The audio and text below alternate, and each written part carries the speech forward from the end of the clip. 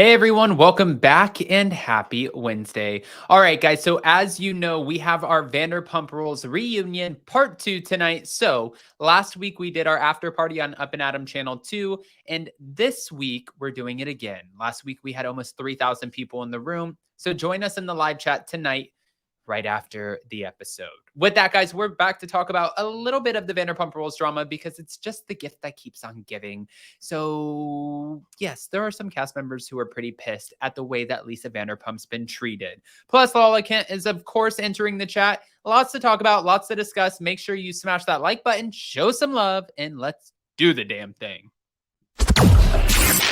It's time for all your binge-worthy pop culture news. Welcome to Up and Adam. All right, guys. So we all obviously we all watched the first part of the Vanderpump Rules reunion, and we saw where there were moments where Lisa was trying to be the peacemaker. She's like, "Well, hold on. We can attack Tom Sandoval, but we can't say things like he's a dangerous person." And she's like, "You can't say that." And Lala's like, pretty much, "That's your opinion, and I don't welcome it, and I don't have to accept it. And I'm rejecting it." And I was like, whoop. And then James even said to Lisa Vanderpump, "Why do you keep defending him?" And the way that they were talking to Lisa, a lot of fans were very confused as to like, wait a minute, this would never fly in the first few seasons. Now, I think that the cast has grown up. I think that they've matured. I think that this makes for great ratings. And I think that Lisa knows that this is a show. I don't think that they would ever talk to her this way outside of the show. So I'm just going to chalk a lot of it up to that. But Peter Madrigal, who is the Sir Manager, has also entered the chat talking about the disrespect, and he's not very happy about it. Actually, this came out from Reality Blurb. Peter Madrigal calls out Lala Kent for disrespecting Lisa Vanderpump. Shares suspicion Raquel began Tom affair when she began it, and saying that it was at the same time with James, and why Vanderpump Rules cast will film with Tom. Peter called out Lala for disrespecting Lisa on Vanderpump Rules reunion, and during the dramatic reunion taping, Lisa challenged Lala's assertion that Tom is dangerous. In response, Lala suggested that Lisa's opinion mattered little. I mean, ugh. Opinion mattered little. Speaking on the Behind the Velvet Rope podcast, Peter threw shade at Lala for disrespecting the entrepreneur. You don't speak back to Lisa Vanderpump. I don't care. I mean, Lisa put everybody on the map, you know? Why would you talk back to Lisa? Like, that doesn't make any sense to me. Addressing Lala's comment, Peter shared his own opinion.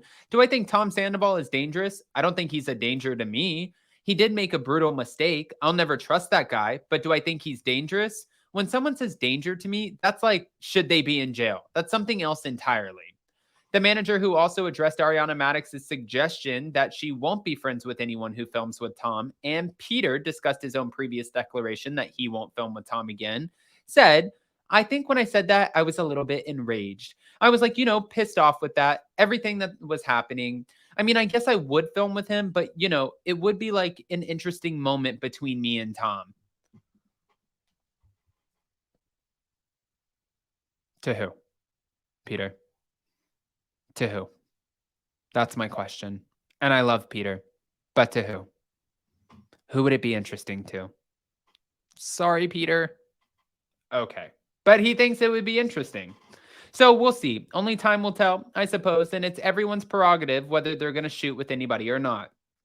Peter shared why he believes that James nearly got physical with Tom at the taping. Because as we were watching this, we saw where James was literally rushing around the reunion stage. Not once, maybe it was 3 times. It was definitely at least twice. And then he had to exit at least twice and get up and go to the bathroom because the producer is like, "Use your words, not your fists. We don't fight. We use our words. So we're not punching anybody. We're talking to them."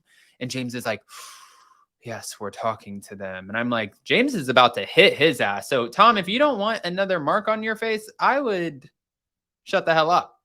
Because James is over here like pissed off as hell. And nobody really understood, okay, we get that you're upset, but why are you so upset? And Peter has his own ideas.